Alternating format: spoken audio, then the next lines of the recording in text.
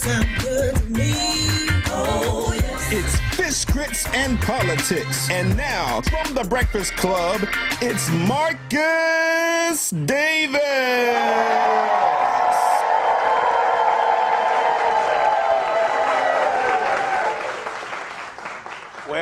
Well, welcome to another episode of Fish, Grits, and Politics. I'm your host, Marcus Davis, and I want to thank y'all for joining us on this episode. Bacon in the oven is the hot topic of gentrification. Joining me to take it out of the oven and help it cool down and cut it up is none other than Professor of Sociology and founding director of the Sankofa Research Institute, Assata Richards. We'll also be joined by Joy Soin, who's an author and a reporter. And we'll be joined by Lloyd Geit, a longtime inner-city resident and business owner of the Geit Gallery. Here to spit fire on the microphone is none other than Seven the Poet, and cooking with fire in the kitchen is Chef Dee Dee from Cooking with a Twist. So if you're ready, and they're ready, and I know I'm ready, let's get our grub on. Fish, grits, and politics sure sound good to me. We can still break bread together even if you don't really agree. Oh, yes. So come on in and take a seat. Oh, yes. Sit back and grab something to eat. Oh, yes. Listen up, we got something to teach. Marcus is gonna blow your mind. Fish, grits, and politics sure sound good to me. Fish, grits, and politics. Come on in, I'm sure you'll agree. Oh, yes. Today we're talking about gentrification, the hot button topic, gentrification. On one side, there are those that say that it forces longtime residents out of the neighborhood and it forces a loss of culture. On the other side, there are those that say that it's revitalization and it's good for the neighborhood and good for everyone. Joining me to help digest bite by bite is Professor of Sociology and the founding director of the Sankofa Research Institute, Dr. Assata Richards. Welcome to Fish, Grits, and Politics. Thank you.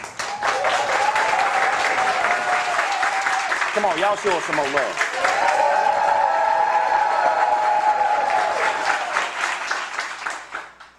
You founded the Sankofa Institute, the Sankofa Research Institute, and that's what kind of led you into this work, or vice versa. That work led you to the founding of the Sankofa Institute. Tell us what the Institute is. The Institute is a community-based organization that focuses on creating knowledge to create social change. Too often that we've had scholars and researchers who've been interested in studying problems, but not on the front line of developing solutions to those problems. And gentrification is a problem that requires a solution. Einstein said you cannot solve problems with the same level of thinking that created them. So if we think that the thinkers, the politicians, the theorists can solve our problems, we continue to find ourselves in these challenging dynamics of a neighborhood that's on the brink of displacement, such as Third Ward. Now, you've identified gentrification as a problem. Before we get into it being a problem or not, let's talk about, because we don't want to make any assumptions, because there are a lot of people who don't, quite frankly, understand Absolutely. what the term gentrification Absolutely. is. So let's give the official definition of what gentrification means. And I love that question because it's a definition that was coined in the 60s by a scholar in England. And she was studying the change that was happening in communities and neighborhoods.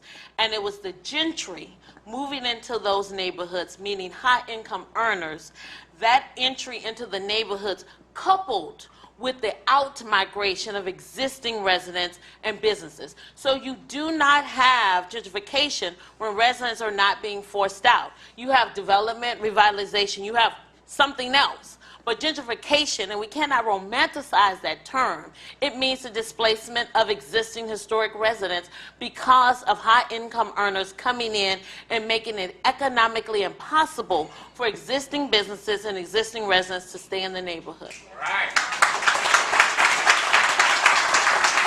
And part of why I wanted to bring that up and clarify it, because there seems to be a misconception or a confusion between revitalization and gentrification.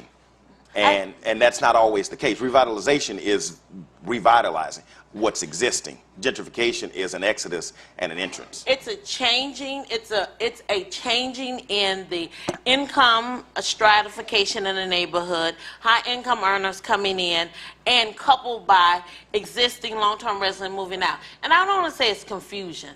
It's an attempt to romanticize a process that benefits some and disadvantages others.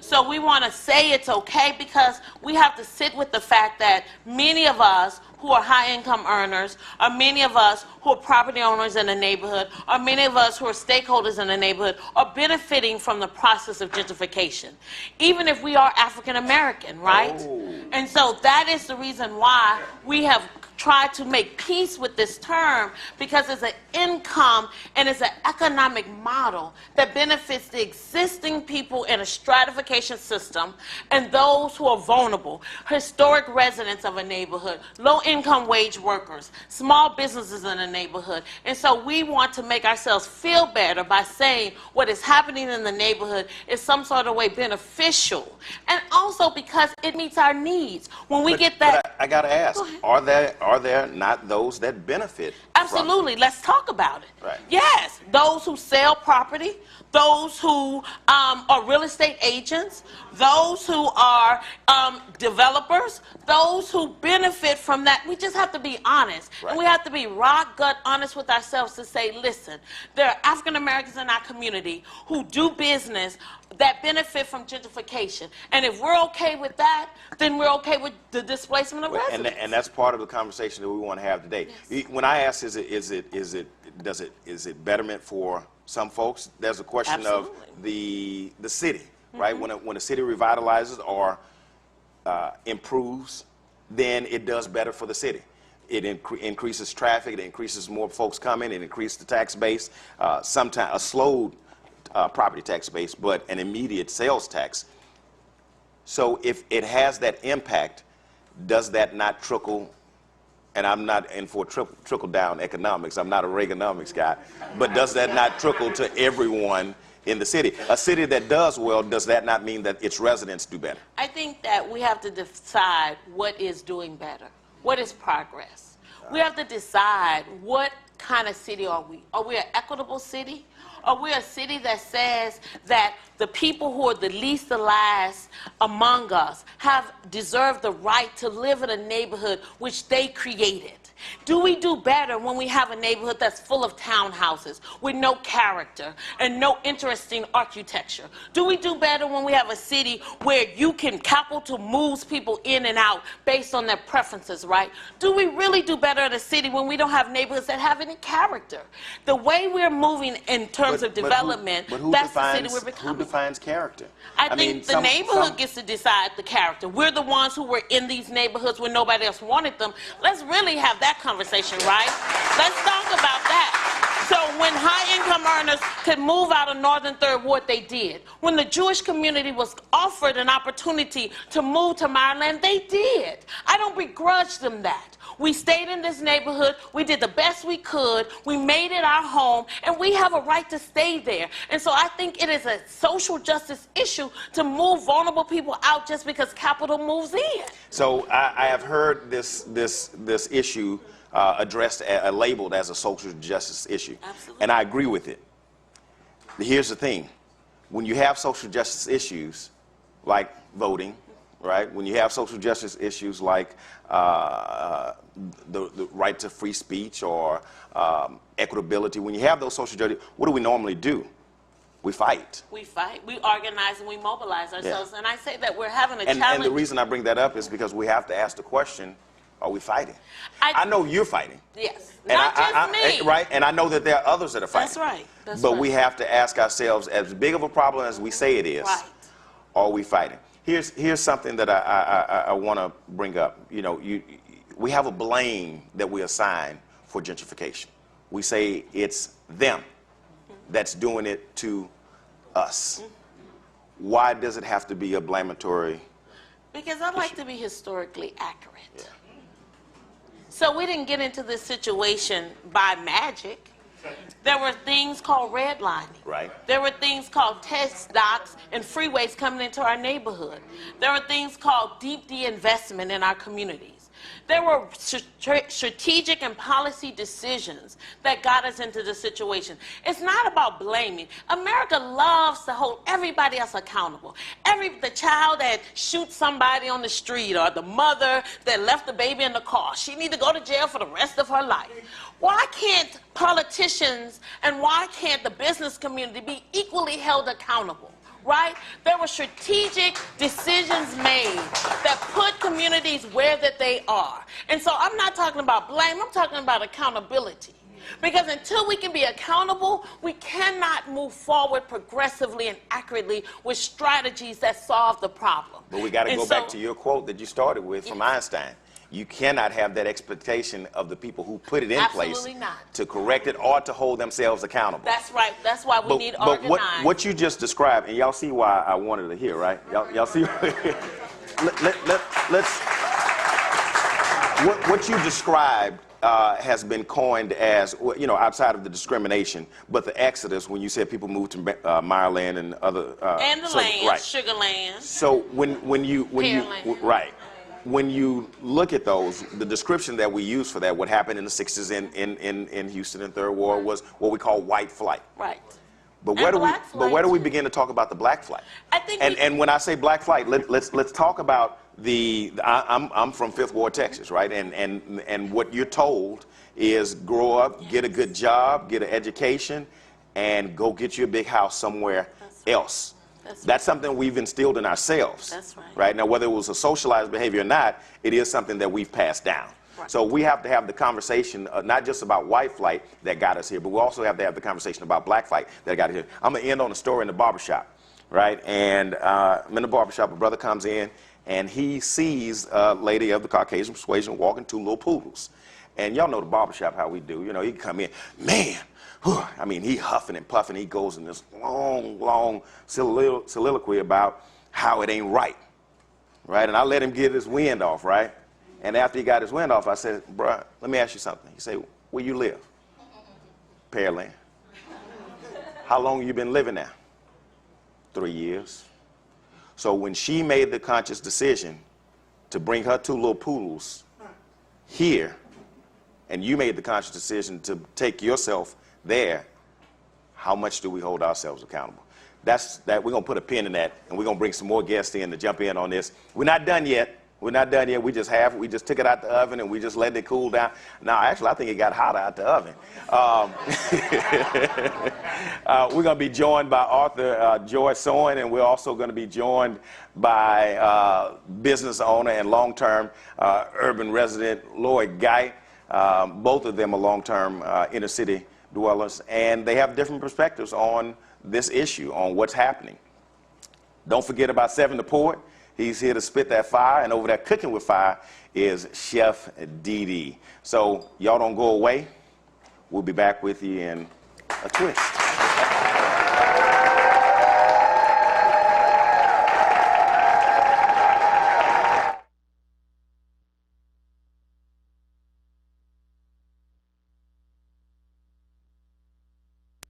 When it comes to protecting yourself and your partners, all the information out there can be overwhelming. Visit our website. We are a free and confidential service striving to help you stay informed and stay notified. We are committed to a healthy Houston. I know you. Welcome back to Fish, Grits, and Politics. I'm Marcus Davis, and we're continuing this conversation about gentrification. We've been joined by additional guests. We started out with Professor Asada. I was about to call you Asada Shakir because you got that fire. You got that fire. You know, there it is. Asada Richards, the professor of sociology and the founding director of the Sankofa Institute. We're talking about gentrification. Were we forced out? Did we move out? Did we sell out? Joining me in this conversation, author and reporter Joy Soin.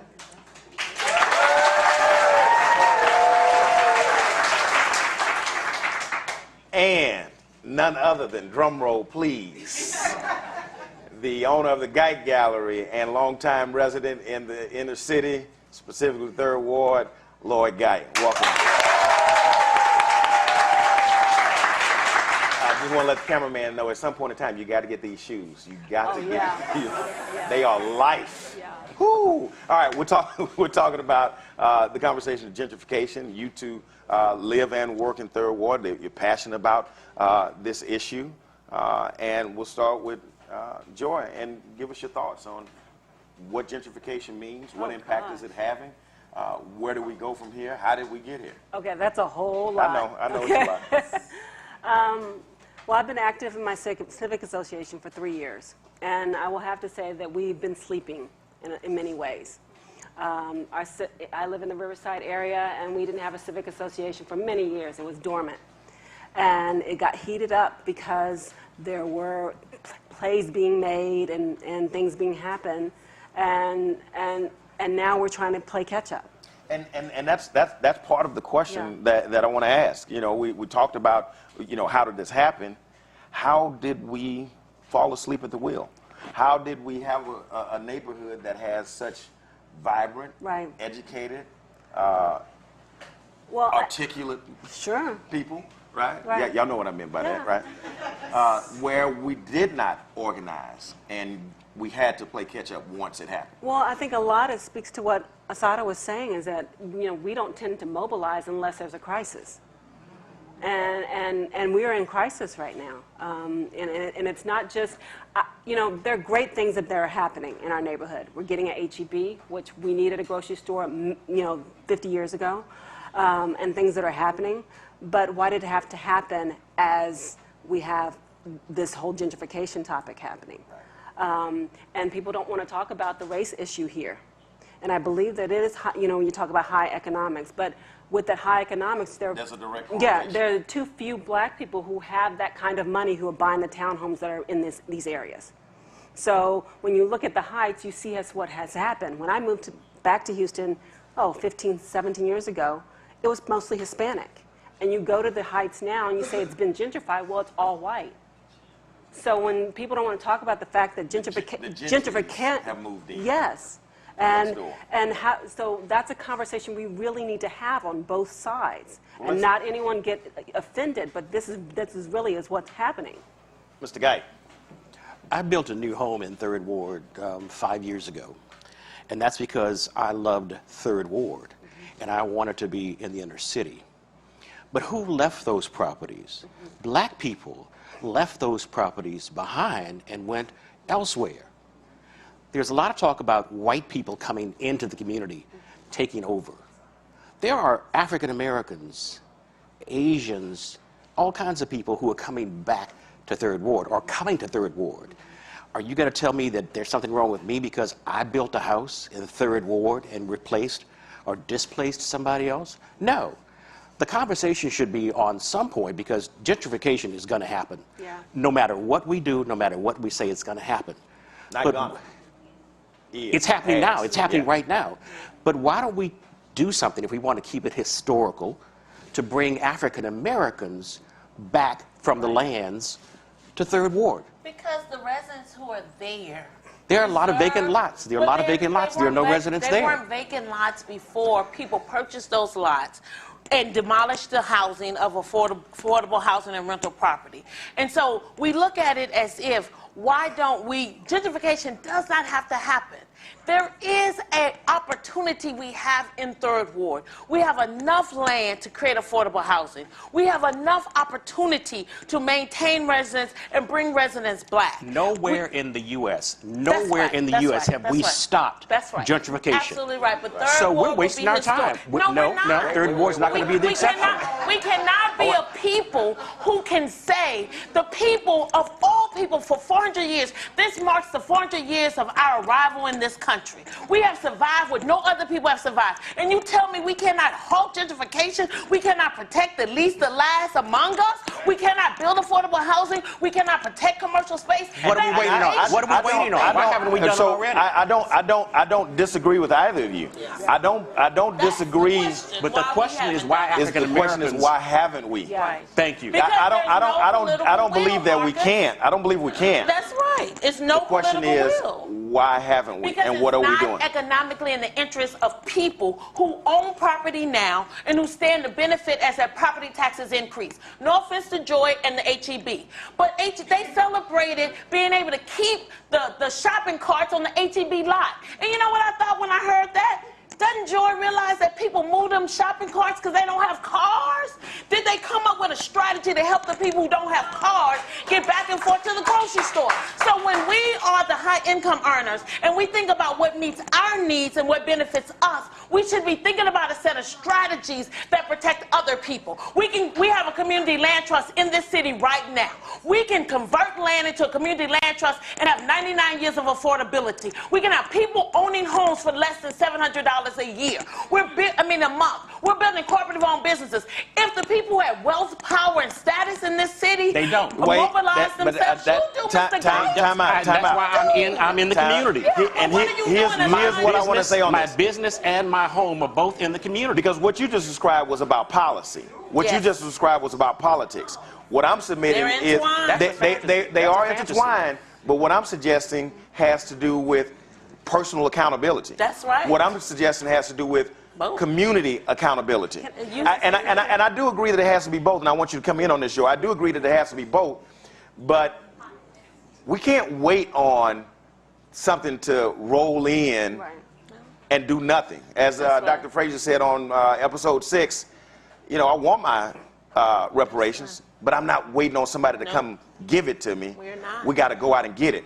And I got to tell you, this 1 point whatever trillion dollars in spending power that we talk about every year, if we're not spending on something other than Jordans and Gucci bags and Gucci Mane and buying the real estate.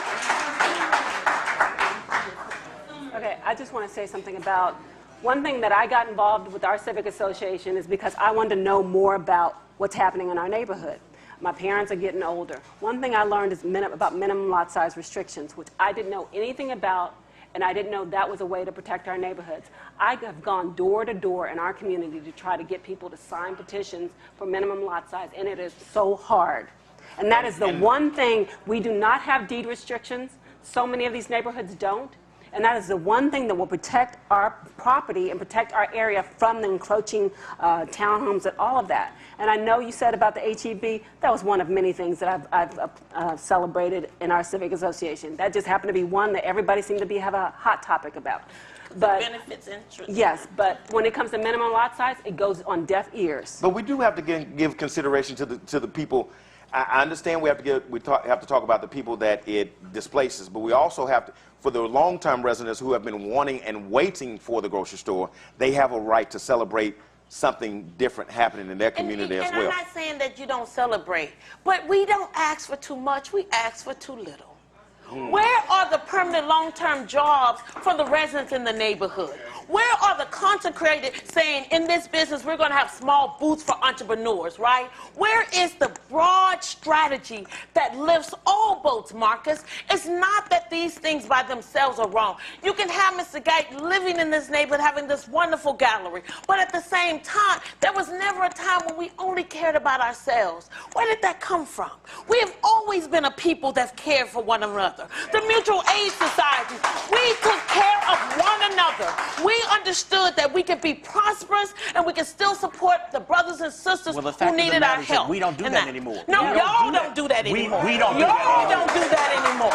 Y'all don't do that anymore. You are one individual. No, my Wait, community is an interdependent community where we look out for each other. We wouldn't have made it but we if have to had look not. at the facts. We Yes. have to look at the facts. Y'all don't do that. And the facts state, and we can look, broadly, and we can look specifically. But the facts state that when we found out Grandma's house was now worth $200,000 instead of Yes. $100,000, we sold it. Yes. Yeah. When we saw that the little lot that we invested in for $3,000, we could then sell for $30,000, we sold it. I know. Why? And Moral decay within the black community. One, because nobody wants to deal with that. they bought Moral it. decay in the black community. Our people have lost their way. So that's it. Oh, People I don't want to don't hear agree that. with that. A lot I'm of our sorry. people have lost their way. we can't even get people to show up to civic association meetings. And what does that tell you? Because I just think that people don't. They don't care. But I think When you lose your weight, you don't care. No, I think that I think we've been led away. We've been educated in a model that says individual success is what we hang our hats on. We've been socialized in corporations and companies, and we got to deal with that. We really got to deal with that. And so what I'm saying is that, and Marcus, listen, if you get to sell that house for $200,000, that land for $200,000, I don't begrudge you, but you can do the work and the effort to say, I bought a house in the historic Third Ward because Dr. Nelda Lewis said, I want this house to belong to someone who's going to preserve it and wants to invest in the neighborhood. She took her time selling that property. She said, I can get much more, but I'm going to settle at a price point that will give me a benefit, but will also give you an opportunity because I can afford to do it aside, all right? That's the community we used to live in. And so high-income earners have that opportunity, and we don't have to maximize profit because we can't morally afford to. I think that's the community that ideally we like to think that we did live in. Ideally. Yeah. But let's look at the other side of gentrification, because we could talk about one side, but there's another side of it that I think is important as well, which is loss of culture, loss of traditions, and yes, people believing that because they move in, they now take ownership of all the stuff that is the authority of everything. That was an incident in D.C., which has the highest rate of gentrification. In Howard University is HBCU in the D.C. area, and of course, there are tons of new development that's taking place in the D.C. area, and the prices have skyrocketed from $300,000 to $1 million. And some of the residents had began to believe that the campus was their own dog park and frisbee park. So we got a clip. Let's take a look at it. They're in part of D.C., so they have to work within D.C. If they don't want to be within D.C., then move the campus. I think we need to work together, and I don't think it should be a he or they or here. It's our community, and that's how it should be. Yeah, what? Now, there's a difference in we have the right to sell our property. There's a difference in people have the right to come in. But that is something about this position where we're coming in to take over. Right. And the church that's always been there, that's parked the way it's parked, can no longer do that thing. And the school that's always been there and they conduct business the way they conduct business can no longer do that. That, I believe, is something that rips the fiber of the community. And why did that happen in D.C. with Howard, one of the most esteemed HBCUs? Why weren't they on the front line of this work? I can answer that easily. Why were they deploying the resources? And so, the money. Yeah, and I just want to say, you know, let's just say Third Ward is still a majority African-American community. African-Americans still own the majority of land and property between the city, between other government entities, between nonprofit, churches, and individuals. We have an opportunity. This is not a foregone conclusion. If we decide that we're going to work collectively together to preserve this neighborhood, we're going to promote the history and culture. One of the problems is that we didn't value the community. Just because there was a pothole here and there was dilapidated buildings there, we thought the community was less valuable, right? That's why we moved out. And I'm sensitive to the fact that you want a nice neighborhood to live in. I'm very sensitive to that fact. But if we don't value the community, why would anybody else value it? So that's a great point, and I want to talk about value, and I want to talk about us understanding value. I have had incidents that have led me to believe that we have a habit of waiting for someone else to assign value. Validate us. I'll give you a point. How much time we have? I give you an example. I'm a businessman. I was doing business in a historic African American neighborhood, and I wanted to invest in it. I wanted to buy property, did buy property. And I wanted to encourage others, come on, join in, let's get this building, let's get that building. And the recurring question was, how much does it cost? Which is a legitimate question. The following response was, is it worth that? And I said, brother, I wouldn't ask the question of, is it worth that today? Rather, I'd ask the question, my gifts, my talents, my skills, invested into this property, how much can we make it worth? I walked the streets of Washington, D.C. as my daughter became a freshman at Howard University and saw the change in the neighborhood. I walked the streets of Howard University of D.C. 10 years before she got there. So I saw the change. I was wondering, where are we with our change? Right?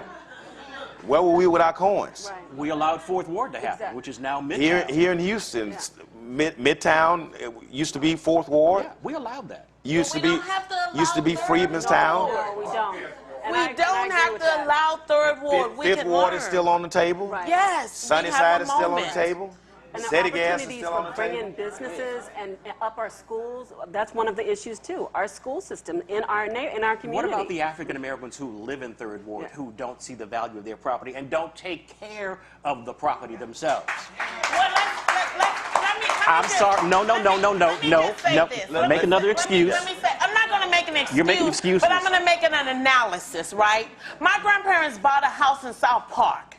They bought that house for less than $20,000. That house right now is less than $30,000. And that was in the 1960s.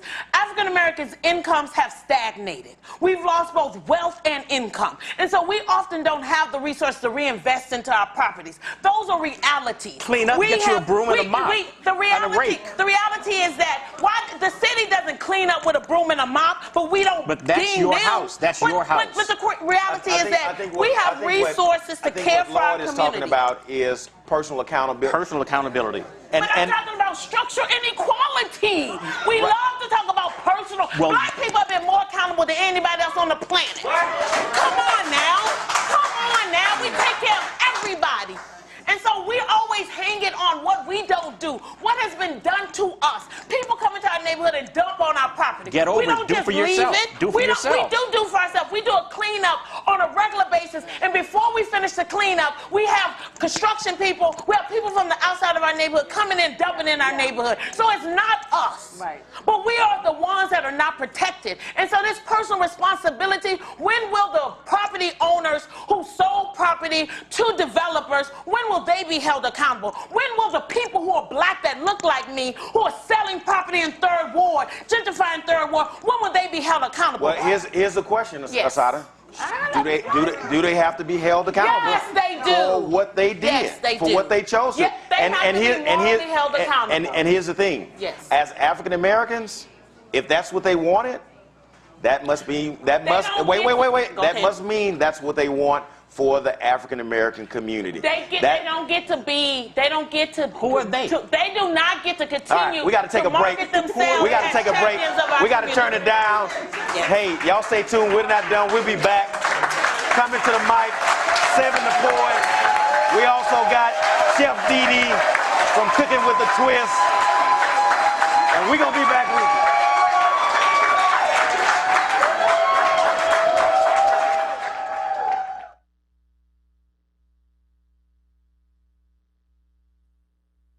When it comes to protecting yourself and your partners, all the information out there can be overwhelming. Visit our website. We are a free and confidential service striving to help you stay informed and stay notified. We are committed to a healthy Houston.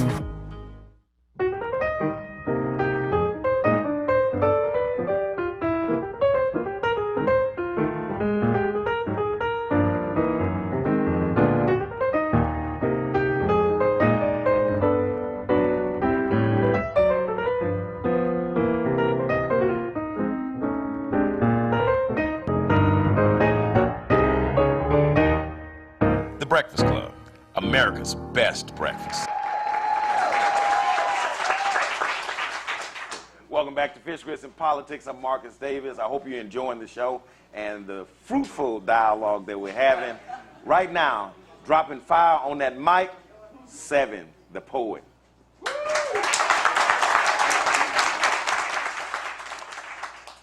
Seven couldn't be with us today. He asked me to stand in for him. My name is Ray Sawdust. Middle name's Ford. Ray Ford Sawdust. And I'm have a conversation with you all about this property thing. All right? if you can out there in TV land, close your eyes and pretend I'm Colonel Sanders. All right? All right. In my hand, for this land, I hold the deed. And I capitalize on three things: poverty, stupidity, and greed. I throw a number at you. Sounds exciting, but it's really chump change. And your parents' and grandparents' hard work just went down the drain. Now, some of y'all try to protest with your pro-black asses. All that intelligence, but not smart enough to pay your property taxes. Too busy spending money to turn up. Bad credit, won't pay your bills. You're not lenders, investors, brokers, or builders, so when the city rezones its 30-year plan, guess who's left out the deal? We show up to court, paperwork in hand, and usually it's a quick sale. Because your kind commonly associates the courts with child support and jail. Traffic tickets, warrants, that's neither here nor there. But since you people don't value where you live, we get to buy property everywhere. Now, for most of us, it's just business when it comes to your history, your heritage, your ancestors. We don't really care. But there are some of us that feel like you are beneath us, so we just want you out of there. Sometimes we'll rename the community to disassociate from what y'all turned it into, what it's known for, what it's been. We'll even increase police presence, put up a gate or a wall around it so you can't get back in. So we come in, buy you out, make the place look nice. Rebuild the schools, add trees, parks, shopping centers, and right before your eyes, we done raise the price. Some of you might get mad, but anger is just so easy. But I mean, hell, what were you using the property for? To sell crack, to trap, graffiti?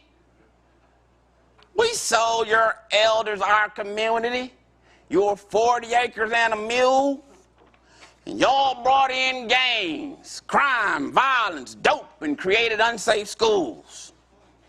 Now look at what we've done with your space. I don't think y'all deserved it in the first place. It's all a big game. Mark my words. We're buying back the inner city and selling your asses the suburbs. And you'll run out there to flex, won't pay off the interest, let alone the debt. And on that note, I close. Not once have I lied. And you uppity Negroes just got a lesson on how the hood was gentrified. But on this deed, before I leave, I'll need a signature. This is just another story, once again, of how America stole from you.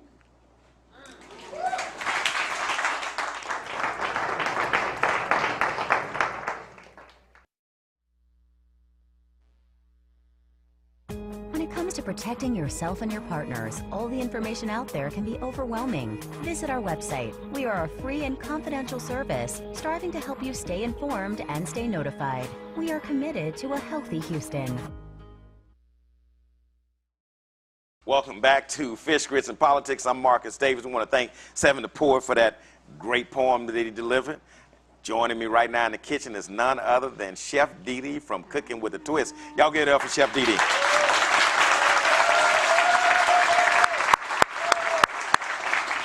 Welcome to Fish, Grits, and Politics. Good to have you here. Thanks for having me. Things are looking good. They smelling good. Let's tell the people what we got today. Okay, so we're just going to focus on sauces. I don't know about you, but I'm a sauce person. So when I have my catfish or my chicken or this is cornbread dressing and dirty rice, even our homemade salad dressing. This is a buttermilk ranch homemade salad dressing.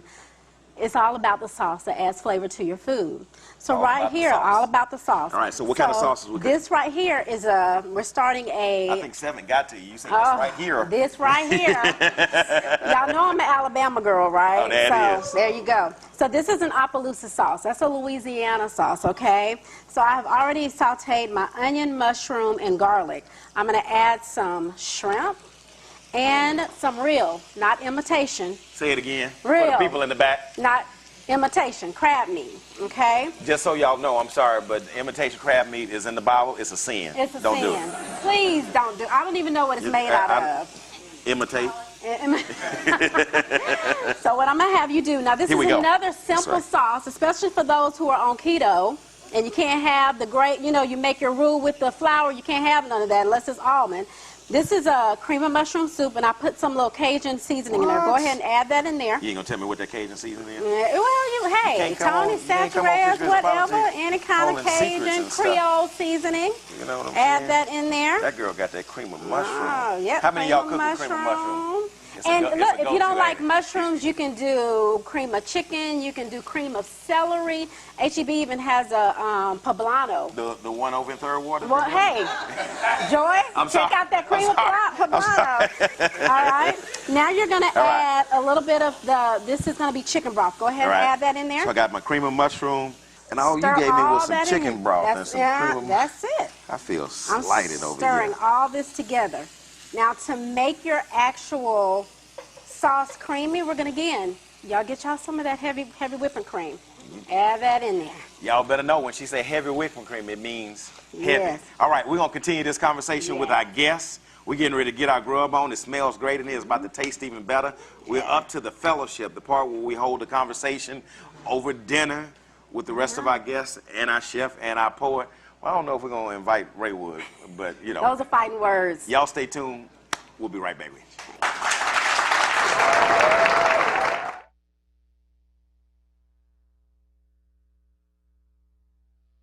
When it comes to protecting yourself and your partners, all the information out there can be overwhelming. Visit our website. We are a free and confidential service striving to help you stay informed and stay notified. We are committed to a healthy Houston.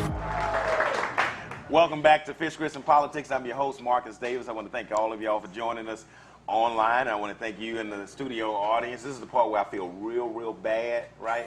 Because we get to eat all this goodness that Chef Didi has cooked up for us.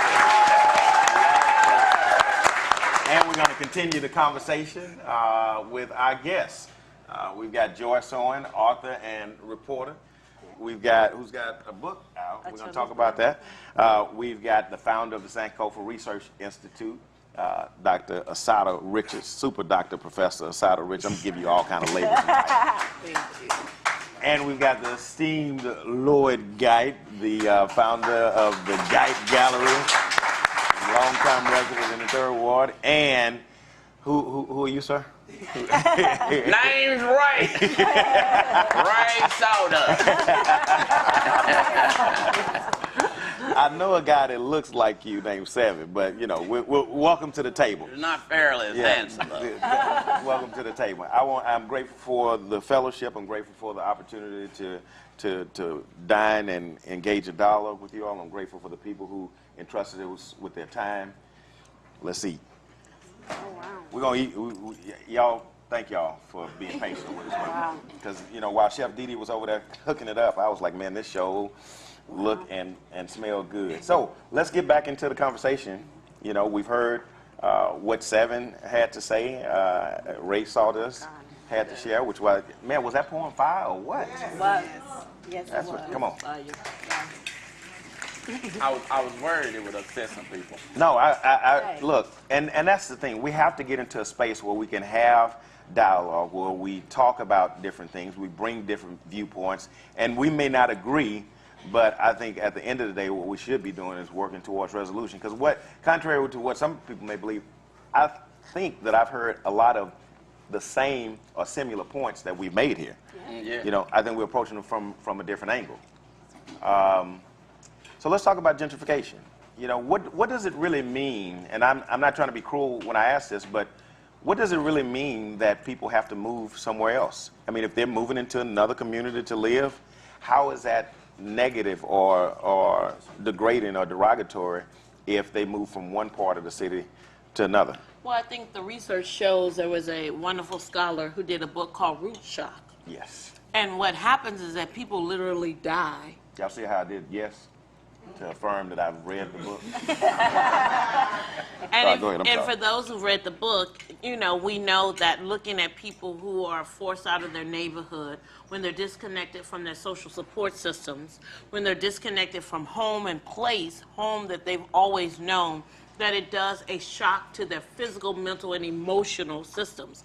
We had a resident in our neighborhood, Miss Addie, in perfect health, 101. Miss Addie had lived in Third Ward over 50 years. Miss Addie was a poet. Miss Addie was a professional. She worked as a teacher. She was a renter her whole life, her and her husband. The property owner decided to move Miss Addie out. We found Miss Addie a new home. In less than 2 months, Miss Addie was dead. And that shows you the consequences of people when they lose the place that gives them and nourishes them. And so this is a real life and death conversation. This is not just about, oh, you know, people move out to another neighborhood, so what? These are people who've lived in this neighborhood their whole life. And I just want to say one more thing. We've talked a lot about property owners, Mr. Guy. In my neighborhood, over 78% of our residents are renters. There are long-term renters who've lived in the neighborhood more than 15 years, right? So everybody has not had the opportunity to own a home. If you were a custodian, my grandmother was a maid in Memorial City. My grandfather was a janitor in Clayton Homes. Everybody didn't have the same opportunities that we had. And my grandparents worked dirt hard. It is no doubt about how hard they worked. And so everyone can be a property owner. I want to say this, right? And, you know, with respect to Miss Addie and the loss of life, and with respect to your grandparents, the question is are those anomalies, or is that the norm? The research shows that it's the norm, that it destabilizes the neighborhood, and I would argue. So speaking of let's talk about destabilization and stabilizing, right? Mm-hmm. What's preventing black folk who are pushed into another area from going into that area and saying, you know what, this is where we're going to set up shop. This is where we're going to build our new community. This is where we're going to assign value. We missed the boat last time, no pun intended, but, right? We was forced on the boat last time. So what's preventing us from saying, all right, we got pushed out to this area, but in this area, we can claim our own. You can't tell me that a lot of those... And the path towards it. A lot of those people were just like my mother, who cleaned white people's houses but bought a house for her kids. Bought a house. Why can't we teach our people to buy as opposed to lease? And you know what?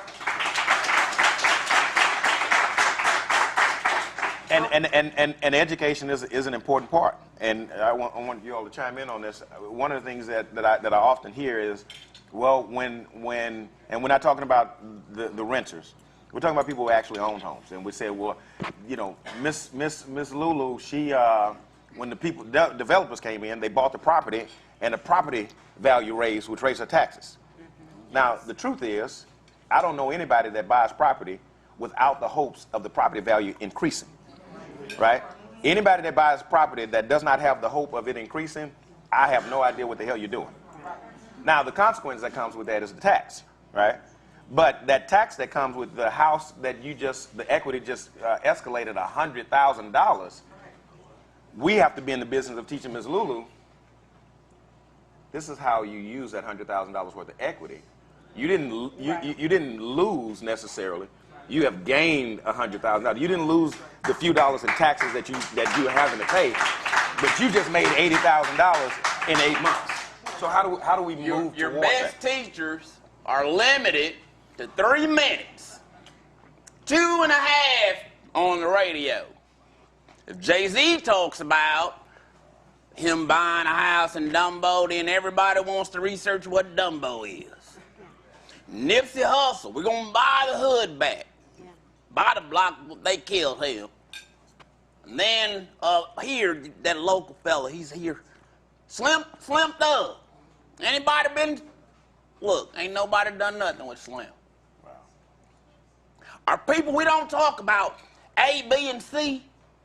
Oh, we get the property, but what about maintaining the property?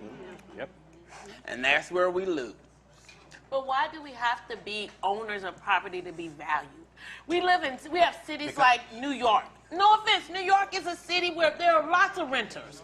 There's Chicago, LA. So this idea that the only value you have is if you own. And Marcus, you cannot show me in the inner city loop anywhere who can buy a new build home as a first-time homeowner under $100,000. I say $180,000. I say $200,000. And I never said that. The question becomes, what makes them have to own a home inside the loop? Because this is where I've always been. Why must I listen? I think that this is problematic. If you read the warmth of other songs, we have had a forced migration ever since we came to this country. We've been moved and pushed around. I declare it over.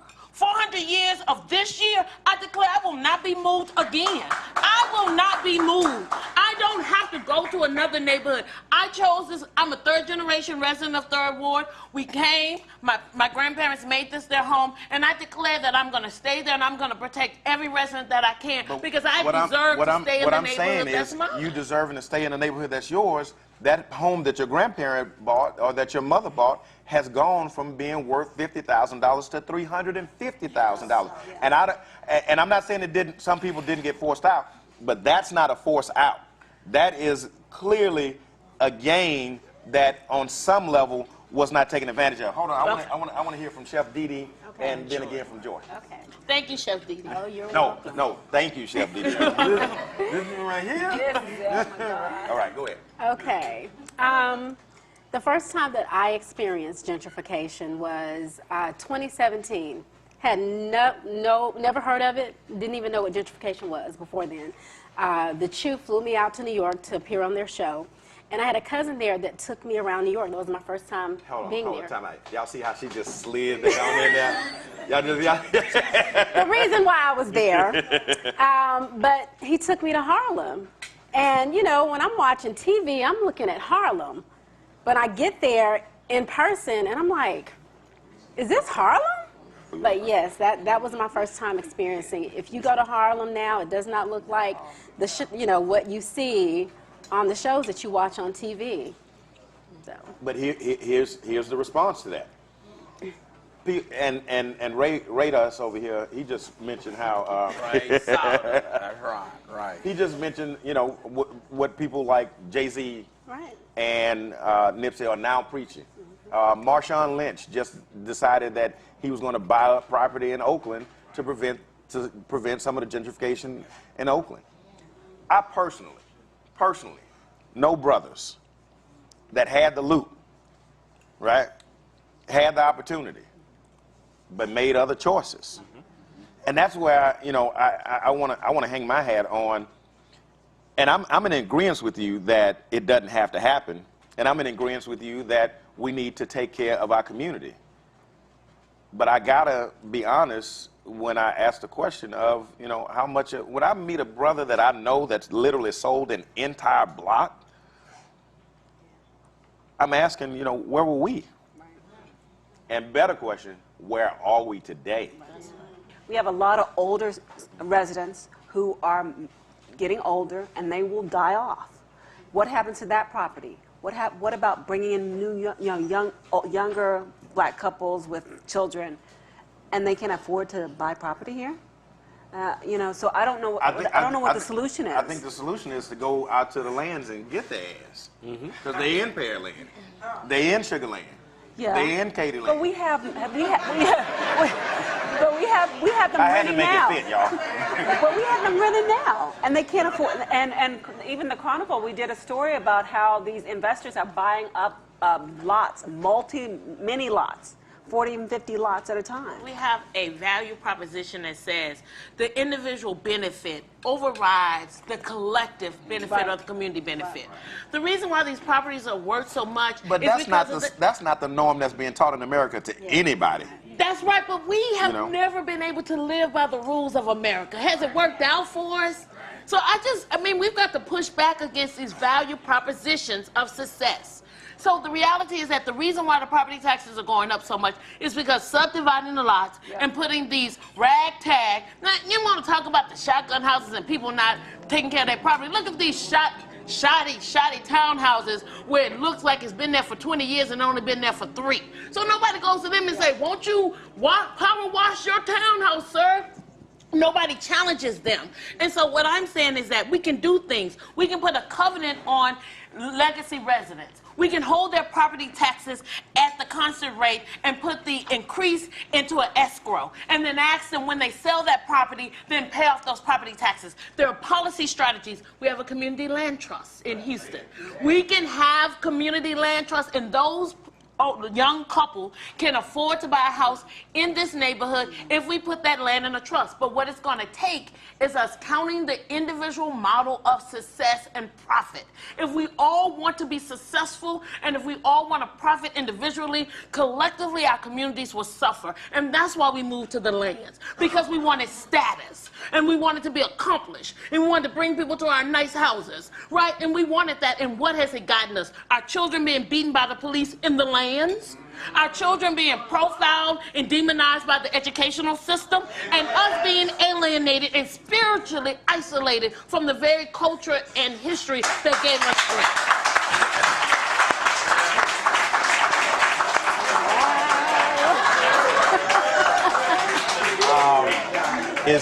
It's offering time. Wow. I'd just like to make note that I talked about all that in that poem. I put that out there. You did. Hey, we're running short on time. I want to get some final thoughts across the room. I'll start with you, Ray. You have any final thoughts that you want to share? I like what Sister Shapiro is saying about community. Listen, guys, and everything that I've gotten, I am a property owner. I advocate for the renters as much as the owners. If we buy the community back, we're going to need people to rent that property. Now, I do feel like we have more of a say, and we call the shots in ownership. But we are not absent of our vote.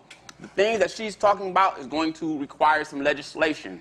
That's why we have to hold our politicians and the people that say that they represent our community accountable.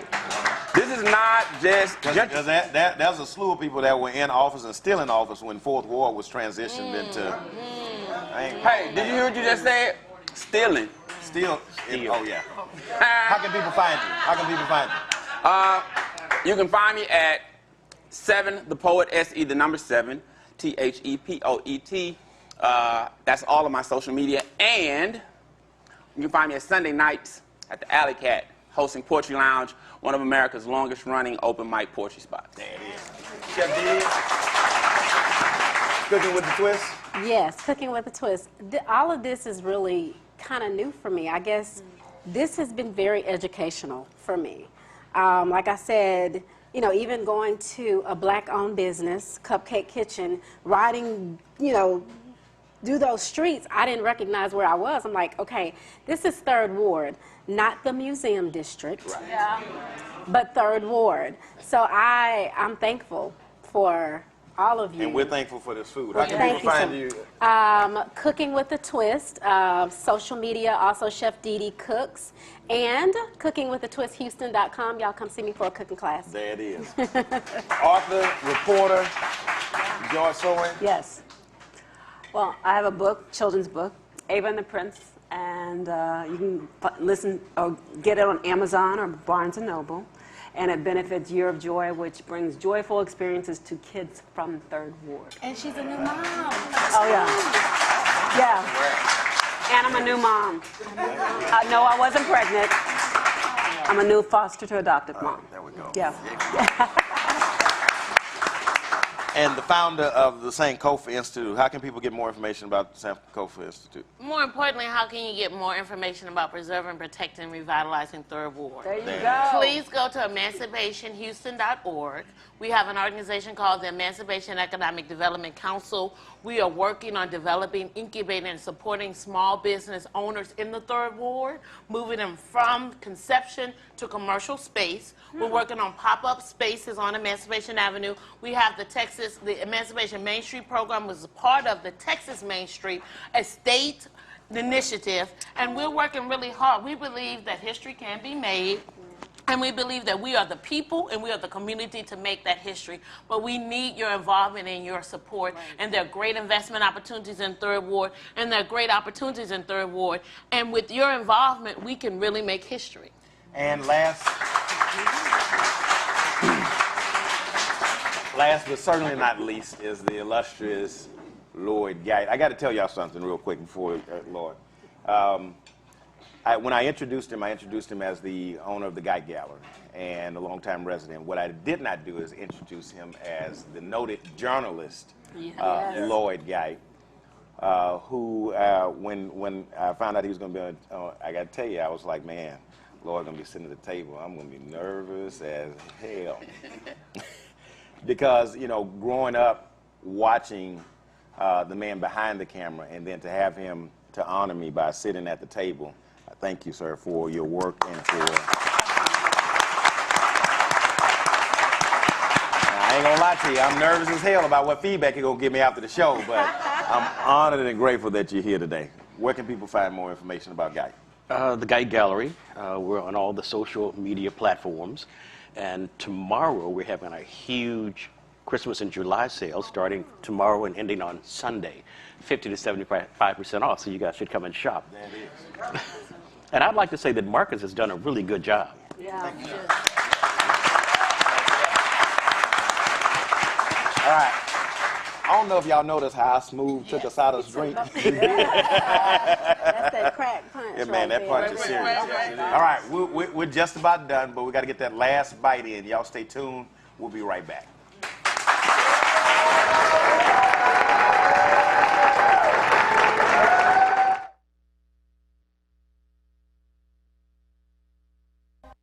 When it comes to protecting yourself and your partners, all the information out there can be overwhelming. Visit our website. We are a free and confidential service striving to help you stay informed and stay notified. We are committed to a healthy Houston.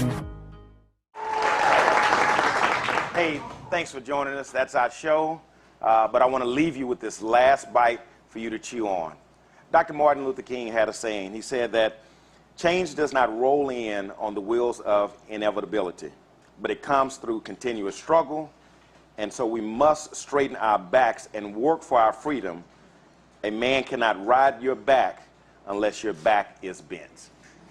Former President Barack Obama encouraged us to not wait on others, stating that we are the change that we have been waiting for. So instead of us waiting to receive an assignment of value, let's assign our own value. Stop asking the question of what is it worth, and start considering what it could be worth given our gifts, our talents, and our skill set. Let's have the vision and the confidence to create value, not only for ourselves, but for our children and our children's children. I want to thank my guests, Asada Richards, Joy Soin, Lloyd Geidt, Seven the Poet, Rayford Sawdust, Chef Dee Dee of Cooking with a Twist, and a special thanks to our live audience and those of you joining us online, and a big thanks to our sponsor, KC Events and Florals, and the City of Houston Health Department. Next month's topic is going to be just as hot. We're talking about reparations. The price of suffering, how is it paid? We'll have a lively discussion. We need your support. Please like and share this link, Fish, Grits, and Politics, and go subscribe to our YouTube page. We're picking grit winners on the YouTube page. Y'all got to get some. Go to fishgritsandpolitics.com for more details. Thank you. Good night.